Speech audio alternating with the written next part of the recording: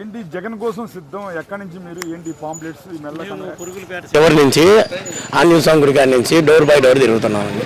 ఎవరి కోసం తిరుగుతున్నారు, ఎందుకు తిరుగుతున్నారు? వెంకటేష్ బాబు గారి కోసం మొత్తం జగనన్న గారు సిద్ధంగా అందరు గెలవాలని మేము కోరుకుంటూ ప్రతి ఇంటికి డోర్ బై డోర్ తిరుగుతున్నామండి.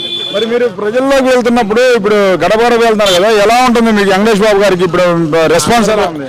అందరూ మేము జగన్ గారికే వేస్తాం ఓటు. ప్రతి ఇంట్లో చెబుతున్నారు, అందరూ స్పందిస్తున్నారు. మేము అడిగిన దానికి ప్రతి ఒక్కరికి అన్ని మన పథకాలన్నీ అందినవి. అందరూ రెడీగా ఉన్నారు సిద్ధంగా జగనన్న గారిని గెలిపించుకుంటారు అని చెప్పారు. మరి ఇక్కడ చీరాల్లో ఇప్పుడు త్రికోణ పోటీ ఉంది కదా, ముగ్గురు అభ్యర్థులు తలపడుతున్నారు. ఎలా ఉంటుంది, ఎవరు గెలుస్తారు అనుకుంటున్నారు? మాకు మాత్రం ఇక్కడ వెంకటేష్ బాబు గారే వస్తారు. ఎందుకంటే ముగ్గురు పోటీ ఉన్న ఇక్కడ ఏకపక్షంగా జరిగేటట్టు ఉందండి. అంటే ఏకపక్షంగా జరగడానికి నిన్నదాకా మీ పార్టీలో ఉన్న ఆమంచి కృష్ణమోహన్ గారు ఇండిపెండెంట్ అభ్యర్థి పోటీ చేస్తున్నారు. చూస్తే 3 పార్టీలు కూటమిగా వస్తున్నాయి. అప్పుడు ఎలా ఎదుర్కొంటారు వీళ్ళందరినీ వెంకటేష్ బాబు గారు? వెంకటేష్ బాబు గారు చేసిన పనితీరుని బట్టి మాకు ఎదురులేదని ఇచ్చి అందరం వెంకటేష్తో తిరుగుతున్నాం. అట్లాగే ప్రతి మనుషుల్లో కూడా స్పందిస్తున్నారు. ఎట్లా అయినా సరే మనకు వెంకటేష్ బాబు గారే మళ్ళీ ఎమ్మెల్యేగా రాబోతున్నారు.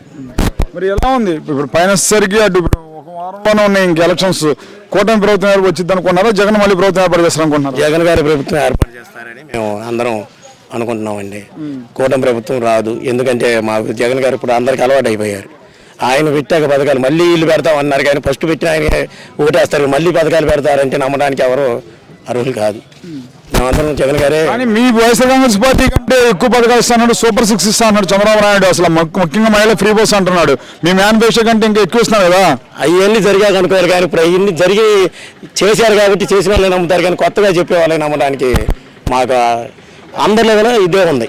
కొత్తగా చేయాలంటే అంతకుముందు చెప్పినవి చేయలే చంద్రబాబు గారు, ఇప్పుడు ఏం చేయలేరు. ఆల్రెడీ ఏం చేశారు కాబట్టి మనకు జగన్ గారే చేస్తారు అనే నమ్మకంతో మేమందరం జగన్ గారి వైపే తిరుగుతున్నాం.